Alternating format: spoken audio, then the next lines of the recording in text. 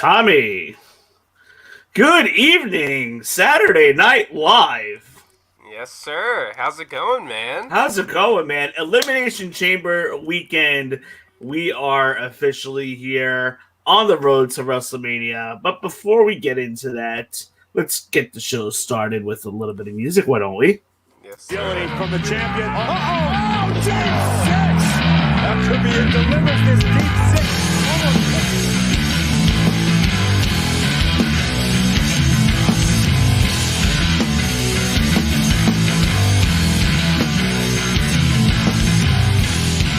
Good evening, everybody.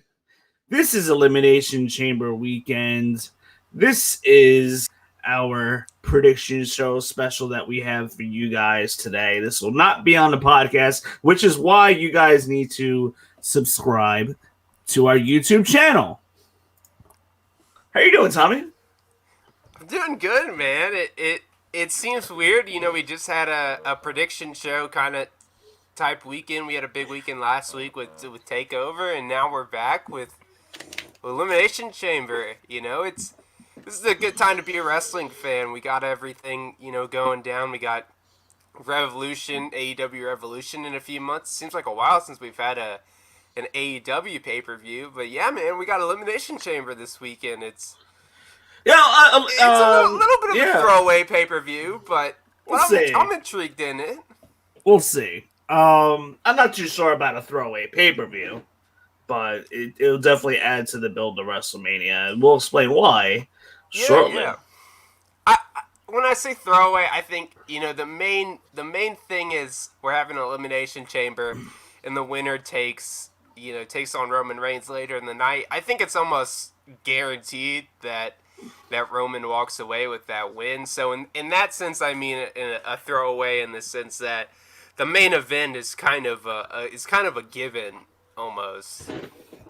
But overall, I think it should be another good pay-per-view. Again, we've talked about it a lot on this show. WWE has put on some really good pay-per-views in this COVID era, and I think this will be another really good one. The Elimination Chamber is always really good, and I think we have two this year again, and I think they'll both be really good. I'm intrigued by both of them to see who will come out on top.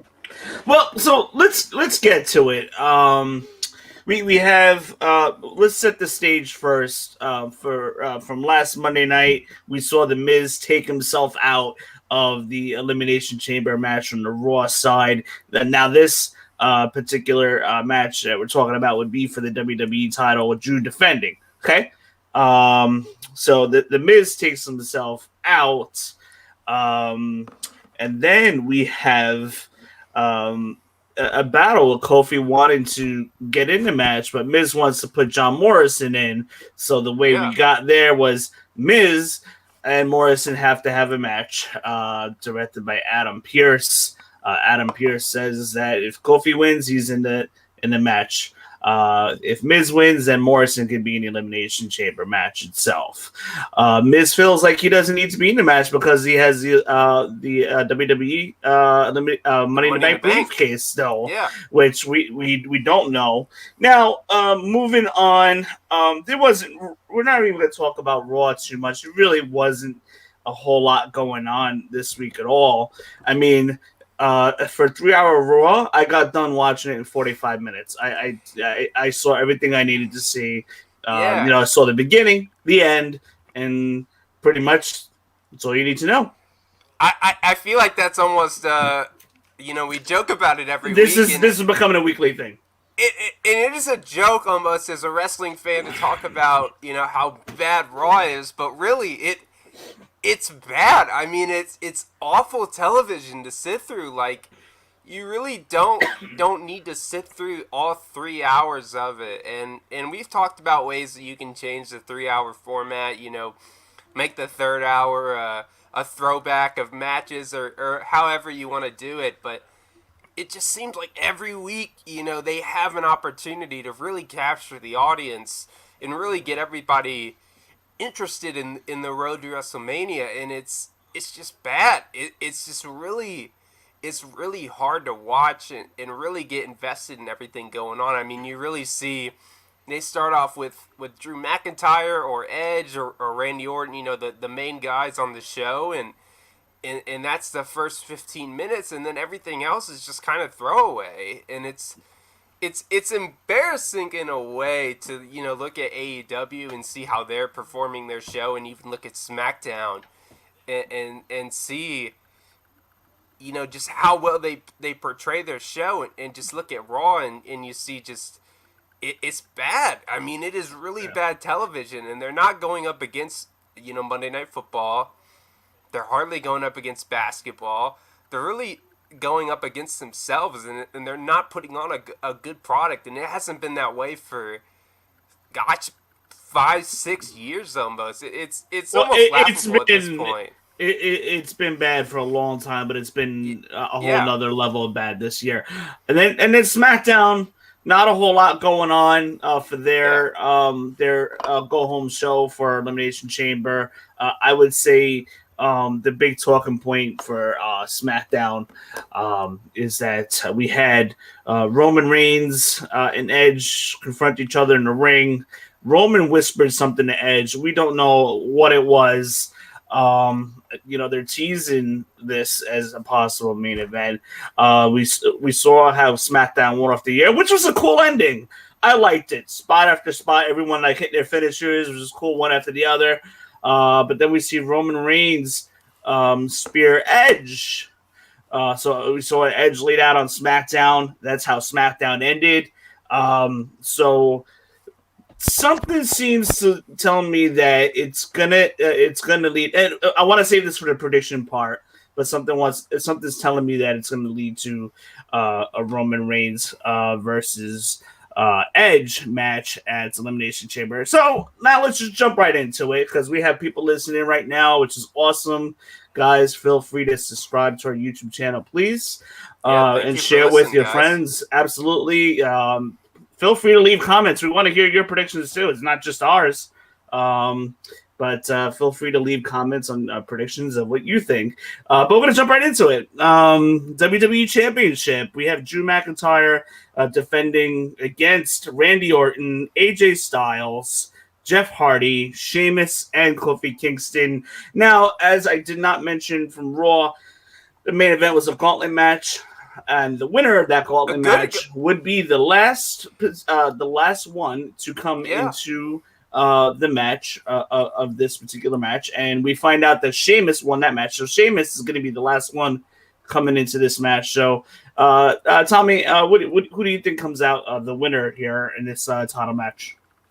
I think the obvious choice is McIntyre. I think McIntyre still goes into WrestleMania as a champion, but one of the things that WWE has done well is these gauntlet matches. These gauntlet matches have kind of gone back to, I want to say 2018 was one of the, gauntlet matches have obviously been a thing in WWE for a while, but they've been doing these Raw style gauntlet matches for a while, the last 3 years, and they had the one where Seth Rollins went for almost an hour and absolutely dominated. And it's really captivating television, because when you can make a card out of just almost one match and really just say, okay, we're gonna put our best guys in this match and let them go for an hour 30 minutes, it's really good, and WWE has done a really good job of doing that. I almost wish they do it more, but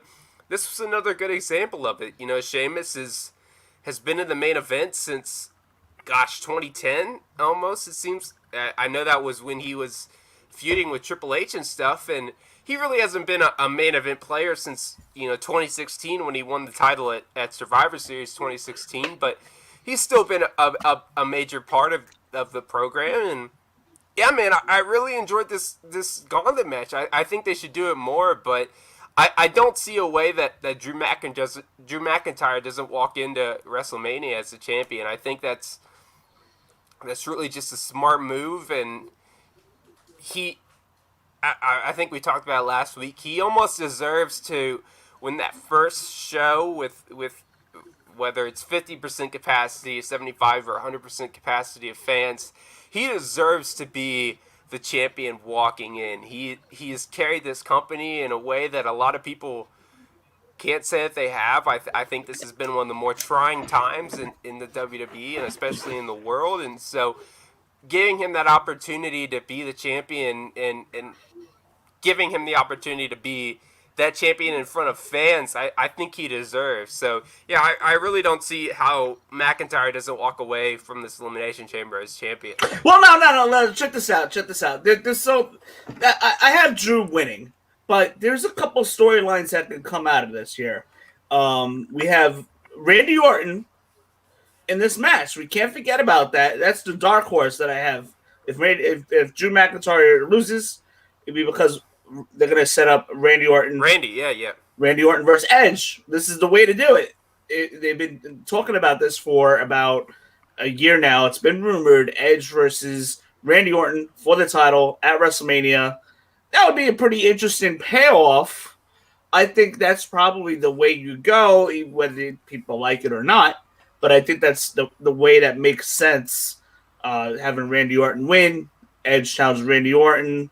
But then you also got The Fiend lurking around and Alexa Bliss. So that's why I say Drew's going to win. And then possibly we get The Fiend and Alexa Bliss or Alexa Bliss, if not one of them, both of them, interfering in this match too. I think you said something about maybe The Fiend rising up, somehow getting in Randy Orton's little chamber, which would be pretty cool. Yeah. So The Fiend's the X factor. I would expect The Fiend that to continue. That looks like the way they're going, but it would really honestly make more sense to do if he wasn't feuding with Fiend right now.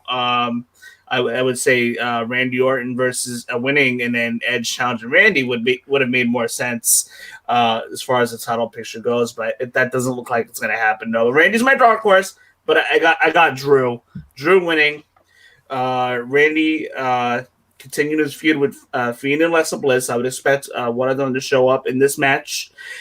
I just think AJ Styles, Jeff Hardy is there for spots. And they're good spots, too. I mean, they're good parts of the Elimination Chamber. I think you got Drew McIntyre and Sheamus somehow continuing this until WrestleMania. I have a feeling that Sheamus and maybe Keith Lee might be involved in some kind of a triple threat of Mania. They could go that route. So it's a little unclear what the Raw side is going to be doing for me. Kofi Kingston, I don't expect him to win. I mean, Kofi, I almost feel like is kind of like a throwaway because, he had that run 2 years ago at WrestleMania 35 where he kind of took the place of Mustafa Ali, had that huge, Kofi Mania run, which, again, great booking in its part. It's reminiscent to the Daniel Bryan run of 2014 where, WWE finally listened to the fans, and it was great. I mean, it was one of the better wrestling moments, I think, for fans, when they did that run. But, yeah, I think we're going to see, we haven't seen it in a while. I think The Fiend has to show up at some point to set up a WrestleMania feud. He hasn't been in WWE, I want to say, since, gosh, it really has been a while. I almost forget. Well, I think it was Survivor Series. Yes, Survivor Series sounds like the last time he showed up. I think it was Survivor Series, or it was somewhere right around there. And Alexa Bliss has been doing a really good job of carrying that story in a sense, that carrying along the Fiend story. So I think we're going to see the Fiend show up. I think that him showing up in the pod would not only be a great visual, but a great way to carry on the story and set up that match. But yeah, I agree with you. I think that if the move isn't Drew McIntyre, I think Randy Orton would be a good, carry on to push Edge, to that WrestleMania match. Because I think in that situation, Edge beats Randy Orton. Yeah, and then you could also do the Fiends. You could also do the Fiends. And Alexa Bliss continually haunting Randy Orton through the road to WrestleMania, and then have the Fiend interfere in that match or come back at WrestleMania. You could do something like that too. Yeah, because you got to remember, we still have Fastlane on the way. We got Fastlane. I think that's I want to say March 14th or March 21st. Yeah. It's on the way, so it doesn't seem too far away, but we still got a ways to go to WrestleMania. It's weird to say as a wrestling fan, but we got a lot to go to get to WrestleMania. But yeah, I could see the Fiend getting involved tomorrow in some way, kind of making his stake back in WWE and costing Randy Orton the match or some way, or maybe setting up a feud with a guy like AJ Styles or Sheamus. I think that would be a fresh feud. We talk about that a lot on this show, is how we want to see fresh feuds. And honestly, I'd love to see The Fiend versus AJ Styles. I think that AJ won't happen. No, it won't happen, yeah. but I think AJ worked really well with Undertaker last year in that kind of mythic style of way. They did the Boneyard match. I think that could be a really good just kind of throwaway story on WrestleMania where they could have a really good match. And we know how good Bray Wyatt is in the ring, away from his characters. So, yeah, I'm intrigued by this match. I think there could be a good setup for a lot of moving WrestleMania parts. matches. A lot of moving parts, and also not to mention, you have Miz as the X Factor. When's he's going to cash in, we don't really know, but he's running out of time. Well, let's move on. We have the SmackDown Elimination Chamber. We have Kofi Kingston, King Corbin versus KO versus Cesaro versus Daniel Bryan versus Sami Zayn and Jey Uso. I think this is going to be the better out of the two Elimination Chamber matches for sure. Absolutely, that's happening. But the winner of this match faces Roman Reigns on the same night. Yeah, I agree with you. So who do you got winning this match to face Roman Reigns?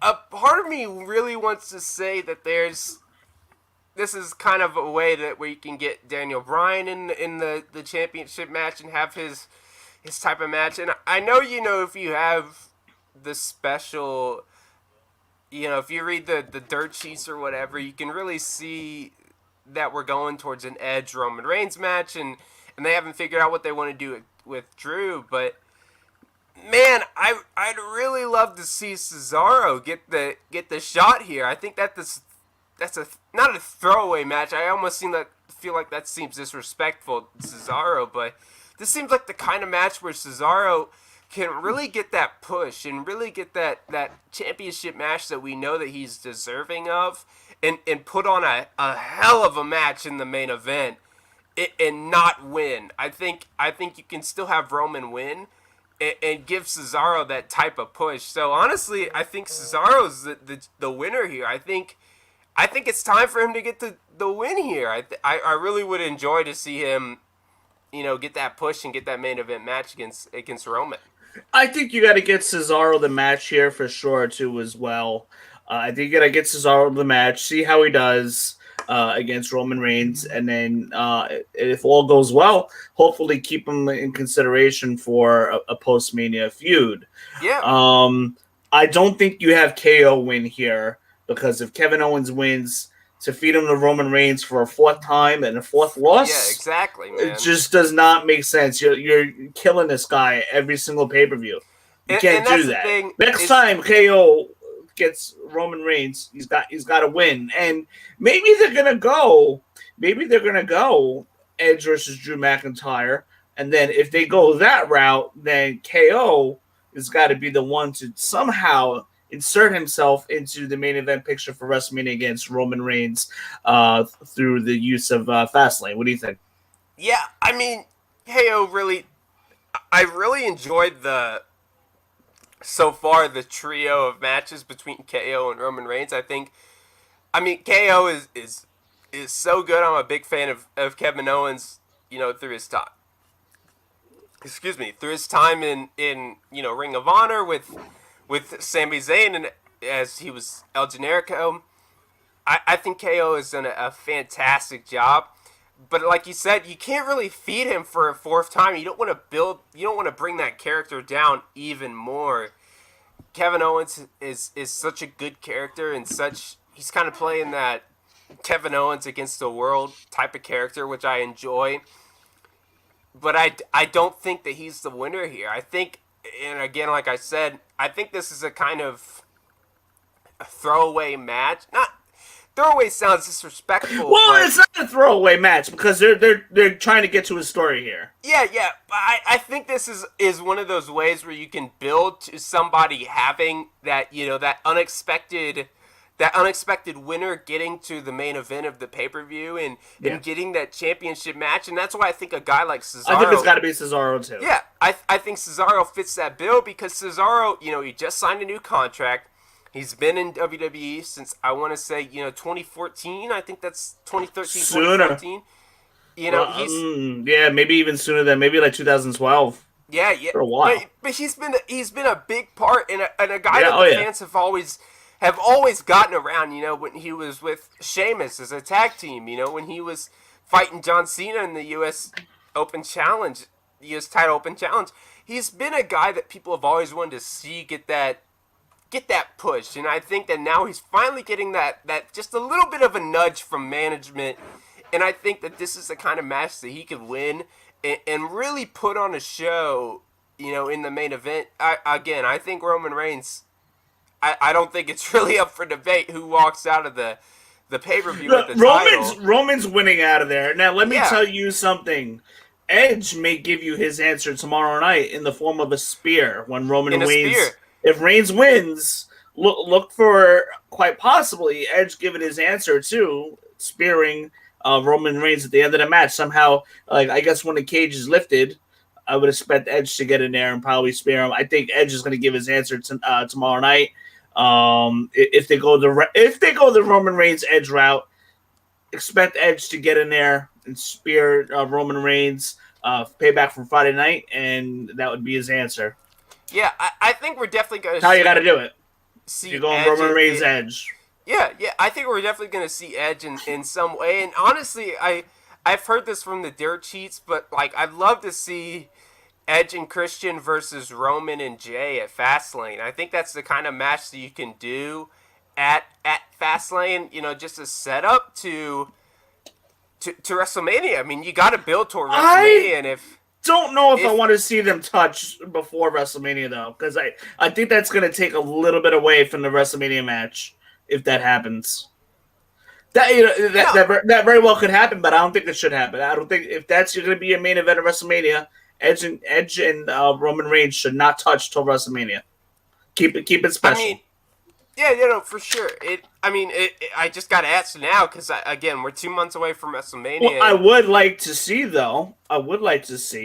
Edge and Christian against Usos though.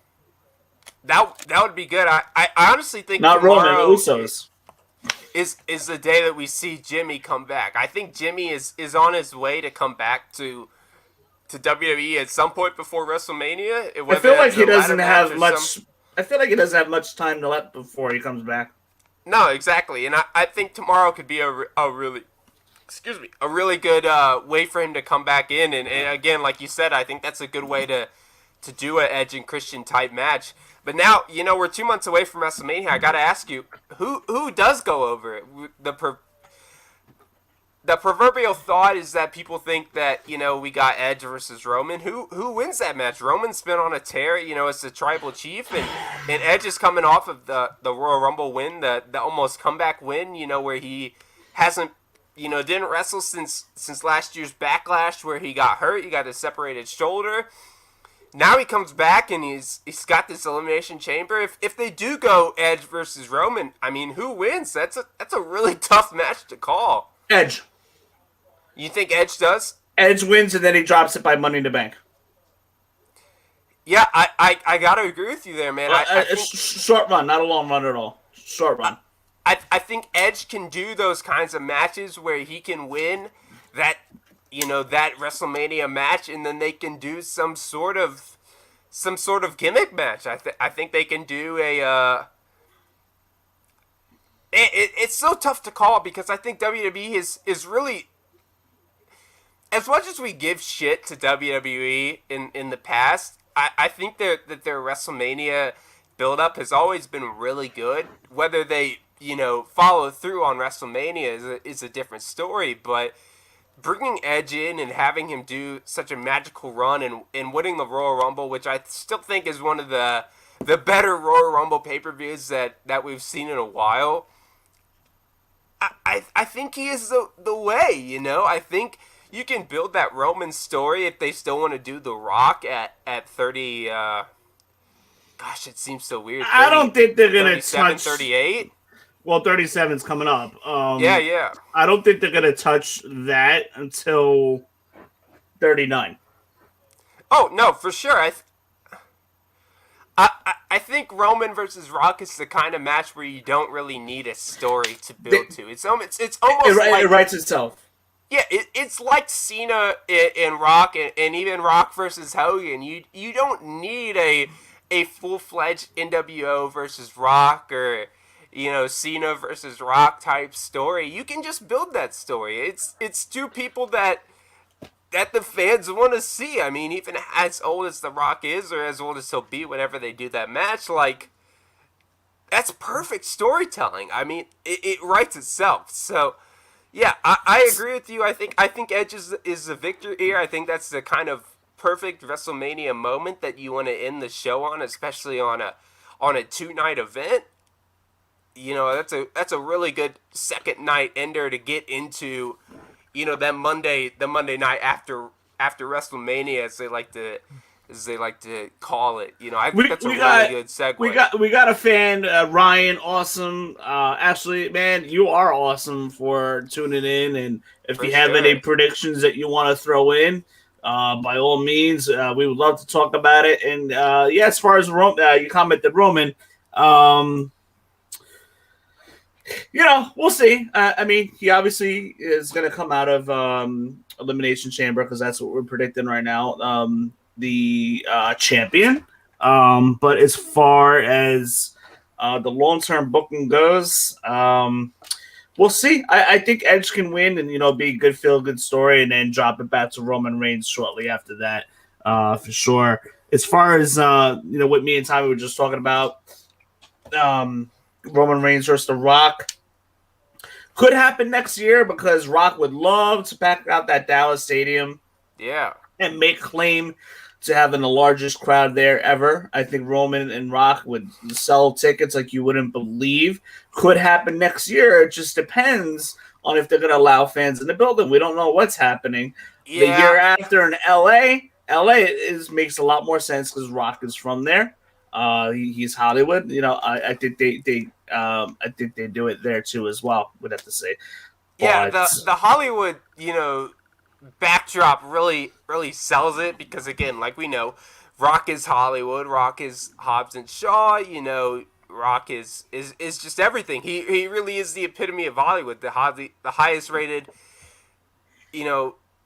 superstar. I mean, superstar is the wrong word, but he's the highest rated actor in Hollywood right now. But I think getting that big name, WrestleMania will have fans at it this year. We know that, but next year's WrestleMania having fans in Dallas, I mean, Dallas is such a huge stadium. I really think that they're going to sell that place out and more. And I think that you could have Rock there and really sell that match. Absolutely. So, it again, I agree with you. I think Hollywood is the place to do it. But, man, if you're a wrestling fan, I almost say you don't want to miss next year's WrestleMania because if the world gets to the way that it should, gets back to normal, I mean, next year is going to be absolutely packed. I'm honestly constantly still looking forward to that first wrestling show where it's 100% capacity because I can't imagine the amount of returns and the amount of surprises, just everything that whatever company it is, WWE or AEW, will do to really just go all out and really just bring people back, bring people back into the wrestling game. But yeah, I agree with you. Let's bring it back to Elimination Chamber now. We have a comment from Michael Mazza. Make Cesaro WWE champion or we riot. Listen, Michael, my man. We can do that, but you need to get through WrestleMania season first. I would maybe even consider just put him on the Raw brand to pull that off because I have a feeling Roman Reigns is going to be champion is going to be wearing that Universal title for the majority of the time for the next 2 to 3 years easily, for sure. Roman is running on all cylinders right now. He's a great storyline to watch on SmackDown. Other than NXT, the best part of the WWE program right now is Roman Reigns, and I can't believe we're saying that, but it's true. But yeah, Cesaro always finds a way to get over. Just that Vince is not a fan of his speech, his accent, and which isn't cool because this would never happen under Triple H's watch, regardless of whatever mistake he thought he was talking about in his promo, how many ropes there are in the ring, 4 ropes or whatever he said. And after that, that ended his push. But anyhow. Yeah, I mean, Mike Assist. I think he's going to get it. Just once. I think he's gonna get something. He is. I just he's got to get away from the Raw brand, from the SmackDown brand. He's got to get away from Roman Reigns, and I don't know. It's a tough call. I don't know how you get there. I think the way you get there is just get him on the Raw brand and push him from there after WrestleMania. But I mean, Cesaro looks very good right now. He's on a roll for sure. Absolutely. Anyhow, moving on, we have the United States champion Bobby Lashley defending against Keith Lee and Riddle. Yeah. So who do you got there? You know, I'm intrigued by who they go with this match, because I think if you want to throw Keith Lee in that, you talked about Sheamus being a contender in the WWE Championship match with Drew McIntyre. I think Keith Lee could be a good chance in that, but I also really like Riddle. I think Riddle could be a good choice here. I think he's been kind of under pushed in a way. It almost seems like he hasn't gotten the push that he should have come from NXT. But Lashley's still really good. Lashley's a good U.S. champion. I like the Hurt Business. I like that he's coming out with MVP. So I think my choice still here is Lashley. I think he's going to get some fluke win or something to where he can, find a way to go into WrestleMania as a champion. I think Riddle versus Lashley is a good WrestleMania match that you can put on one of the cards and find a way to get Lee into that main event style picture. I don't know if he loses the title here at some point. I don't think he loses the title here. I think it's saved for WrestleMania for sure. I don't see Riddle getting it. If Keith Lee does win, it would probably be by him pinning Riddle. But I don't see Bobby Lashley. I'm not too sure if I see Bobby Lashley losing here. I have to go with Bobby Lashley. And we got another comment. Vince is the same guy who recently said he doesn't see any valuable in anything valuable in Andrade and Aleister Black. Well, you know what, Mike? You're absolutely right. That's why Raw is such a bad show right now, because they both Andrade and Aleister Black, for whatever reason, has not been on TV. Paul Heyman was taken away from doing the writing of Raw. Raw was actually starting to get better at some point when Paul Heyman was writing it. Different guys were getting pushes, and it was the beginning of something. But then from there, Vince had Paul Heyman go off. Didn't want him writing for Raw anymore. But now look how good the Roman Reigns storyline is, because Paul Heyman is with Roman Reigns, and Paul Heyman is basically in charge of that program. Yeah. Yeah, that is the truth.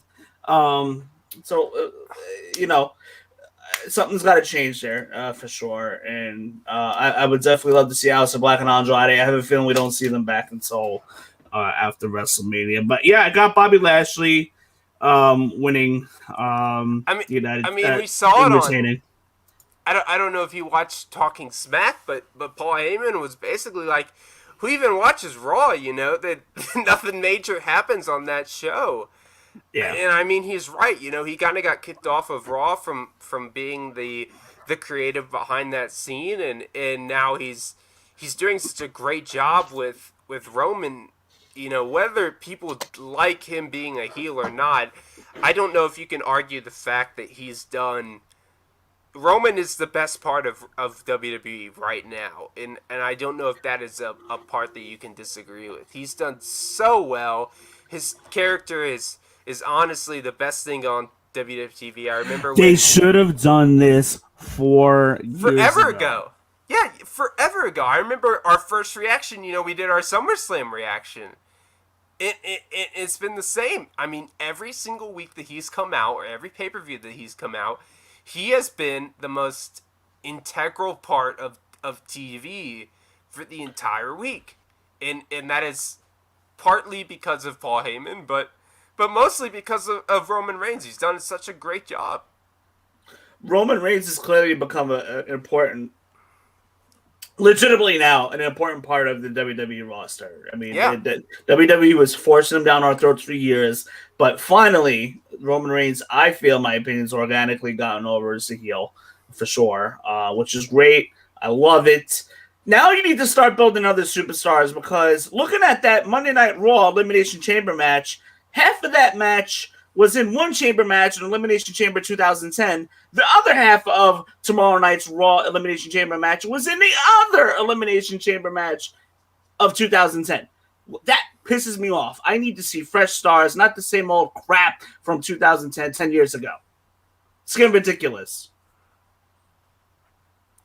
Yeah, I mean, we talked about it last week. I snapped. You know, I'm sorry. No, you're good. I mean, just the fact that literally I actually own Elimination Chamber 2010. And the amount of people who are on that card on my DVD that are on this card is embarrassing. I mean, it's very embarrassing. It know, just goes to show you Michael said it WWE best not doing it fresh. Andrade and Aleister, I'm the biggest fan of Aleister Black, and my buddy Justin, who we had on, I want to say, episode 51. Me and him are big fans of Aleister Black, and the fact that he's just not on TV is shocking, because not only is his character good, his in-ring work is fantastic, and he's the kind of person that you can get behind for maybe not a top of the card run, but a mid-card run for sure. And now we're getting the same people. We're getting Jeff Hardy. We're getting, The Miz drew himself out of the show, but we're getting the same people from 11 years ago. I mean, I am sick and tired of seeing The Miz and John Morrison on my TV every single week. No wonder why Raw has bad ratings. No wonder why I'm only watching a half hour of a 3-hour Raw every single Monday night. And then I get my fill. I get my fill watching 30 minutes of Raw, and I know exactly what happened. That's all I need to know. I don't need to watch 3 hours, because WWE has not made it important to watch 3 hours. Back in the day, like 1998, when you never know what's going to happen next. You don't know who's going to jump who. You don't know who's going to turn on who. You don't know who's going to jump in what fashion. Every single Monday night, you don't know when Stone Cold Steve Austin was going to come out drunk and stump McMahon. It's just unpredictable, and it was must-see TV. This is such bull crap that we're watching. We're being fed every single Monday night. I am sick of Miz and Morrison on my TV. I need them off right now, because it is making it harder to do this podcast every single week. To have to talk about Miz and Morrison with that. Oh, I was about to say a bad word. With that guy Miz lurking around with the briefcase he has no business handling. WWE doesn't even know what they're going to do with the briefcase. They don't know what's going on. They have no clue. They don't know. They really don't. They're booking week to week. Say with your chest, Wayne. Women's tag team title match. We need to get to WWE. We need to get to WWE at this point. This is crazy. Women's tag team title match. Nia Jax and Shayna Baszler versus Sasha Banks and Bianca Belair. I need to bring it down before I have an early heart attack here. I got Shayna. I got Nia Jax and Shayna retaining the title tomorrow. But I think this is going to further the feud between Sasha and Bianca Belair. I have a feeling Sasha and Bianca Belair are going to be the WrestleMania match at WrestleMania 37. Otherwise, I don't see why WWE would have Sasha and Bianca Belair in the same match. So I have a feeling this is building up to Bianca Belair announcing that she's going to go against Sasha, which I think would be great. Yeah, I agree with you. I don't really see a change here. I'm interested to seeing what they're doing with Raquel Gonzalez and Dakota Kai. I wonder if that might be the WrestleMania match. I think that could be a good WrestleMania match to kind of flip the titles, but in the same sense, I like Shayna Baszler. I don't want to see her lose the title. We keep joking about it, but Nia Jax with the My Hole. Her hole hasn't been doing that good lately. She's been. You can tell she legitimately may have really hurt herself, and she might be working through an injury here. Because it's called the cockseth. That's what it's called, the cockseth. It's weird as it sounds. My dad says that it's a tailbone. It's a very sensitive. My dad says that Topgolf should sponsor. Oh. Yeah. My dad says Topgolf should sponsor her and give her a, my hole type thing every time you take a hole. But no, I mean, I'm interested in seeing what they do with that women's title. I think that's a big thing, just in the fact that, Raquel Gonzalez and Dakota Kai have been on a roll. I think they could be a really good, formidable WrestleMania opponent, but that's what I think is going to happen. Actually, there is an advertised tag team title match that's supposed to be rivaling AEW's Dynamite, the first Dynamite of March, April 3rd. AEW has a special match going there or some kind, and WWE NXT rather is putting Shayna and Nia Jax against Dakota Kai and Raquel in 2 weeks, not this Wednesday, the Wednesday after, for the tag title match. But I don't think Sasha and Bianca Belair get the titles here. They could, and then maybe lose it at Fastlane. They could lose it back at Fastlane, win it, and then lose it, and then further escalate their feud. They could do that. We've seen something like that before. But Mike Mazza. Unfortunately, we're going to be stuck with older or the same stars until Vince steps down. It's true. It's the difference between Raw and SmackDown, especially Raw. But anyway, the difference between Vince booking and Triple H booking, night and day. NXT is always finding fresh stuff to do. Meaningful matches. They do tournaments. They do the Dusty Rhodes Cup. They do a lot of number one contender matches. Everything's meaningful down there, and why we're not getting that on Monday night is absolutely beyond me. The women's tag title should be in NXT permanently. Well, listen, honestly, NXT I agree with that, got honestly. enough women's tag teams, enough women down there to put tag teams together for sure. They got a number of tag teams already. I mean, you got Candice LeRae and from the way, Candice LeRae and what's her name? Help me out here. With Johnny Gargano, Austin Theory, that girl. Indy Hartwell. Yes, good save. Indy Hartwell and Candice LeRae, you got that. You have Shotzi and Ember Moon tagging together. You have Casey Catanzaro and I like that other girl, I forget, Carter, tagging together too. So you have at least four tag teams, Kate and Carter. Man. So you know what? I think I knew her name. The NXT women's tag titles needs to float around more often, for sure. I'm not too sure if you put them on NXT. You could. You have enough women's tag teams down there.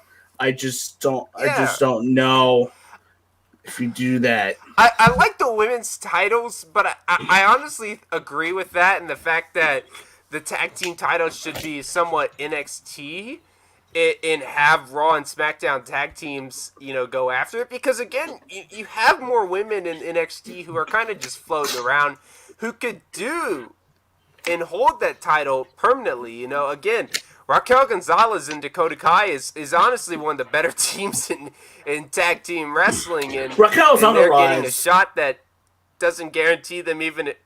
Yeah, Raquel is fantastic. I think she's going to be a champion anytime soon. but it doesn't give them a guaranteed, chance at being the champion. So I'd really like to see the titles be focused just at NXT and have teams in Raw and SmackDown, go after it. Because I think that can still cross that brand supremacy. You have the teams go after from Raw and SmackDown while also keeping the titles and keeping some eyes on NXT for the women's titles. I don't. So now, as we talked about, we have Nia and Shayna defending their title tomorrow. I don't think I see them losing. I'm not too sure if they're going to lose on March 3rd when they face Raquel and Dakota Kai. I feel like just the timing of it, I feel like it's in a bad spot. I'm not too sure what happens there. So I'm a little afraid for Raquel and Dakota Kai there. I have a feeling that maybe something happens and then they get a rematch at WrestleMania, which I'd like to see. There will be some NXT matches, I believe, on WrestleMania because I do believe. Listen, you got 2 nights to fill, about 3 to 4 hours each. You need about 8 to 10 matches to fill per night. So I feel like we're going to get some NXT matches on WrestleMania for sure. But moving on, we got the this is basically the last thing we have to talk about is the WWE Raw Women's title on the match. So the match was supposed to be Asuka versus Lacey Evans this Sunday at WrestleMania. However, Lacey Evans is now pregnant with Ric Flair's child. This is just an example of some really, really poor booking that we're seeing here. Absolutely poor booking. This is some of the worst. So they're going to draw out this storyline with Lacey Evans for the next 9 months. Ric Flair and Lacey Evans, they'll have their baby. Lacey Evans will bring baby Flair on TV come November, December. So Lacey Evans is out of the match tomorrow night. So who's Asuka's opponent going to be defending the Raw title? I honestly couldn't even tell you. Maybe we see Shayna or Nia Jax do double duty.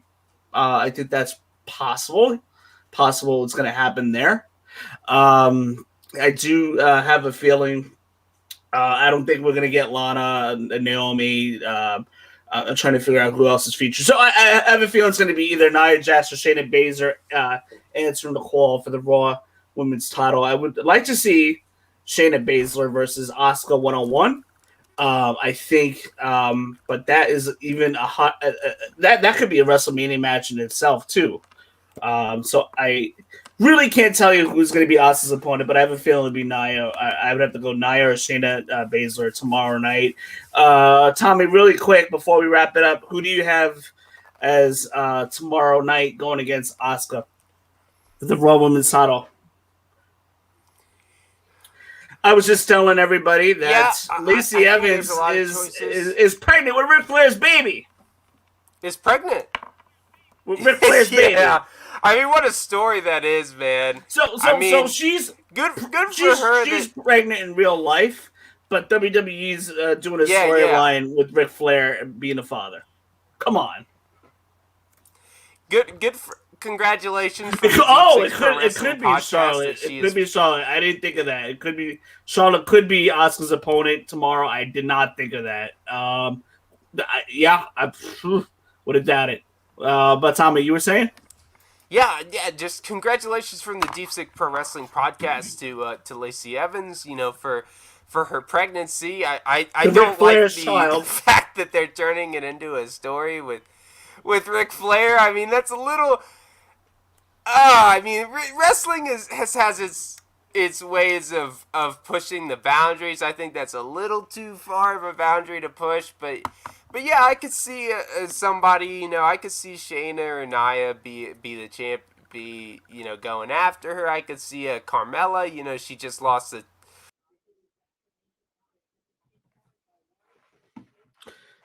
And we lost Tommy. Yeah, getting back to it. Charlotte could very well be the opponent for Asuka. That'd be a great match. That'd be absolutely fantastic match. And he's back. We're back here. Sorry about that. Could it be? Could we get? Oh, okay. That's another. I did not think of that. Yeah, They could bring. I like that, Michael. Michael with Ripley showing up. That could be. I don't think. I don't know. I don't think you could maybe have Ripley pull out a surprise win.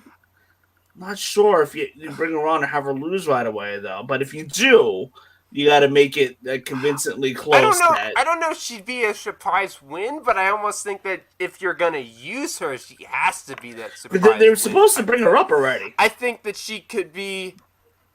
Yeah, she could be that kind of person where you use her as a surprise, but if you do use her as a surprise, she has to win. I mean, Ripley, she lost to Charlotte last year at WrestleMania, which was kind of a BS type win. A lot of people thought Ripley would get that over win and beat Charlotte.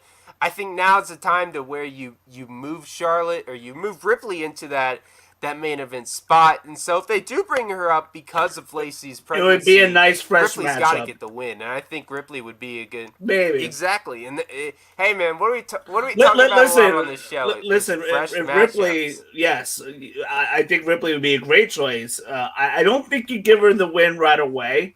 I think you make it like a very close match, a great barn burner of a match where Ripley almost takes it but falls just a little short. Maybe quite possibly setting up a match for WrestleMania because WWE loves 50-50 booking, so why not? Why not?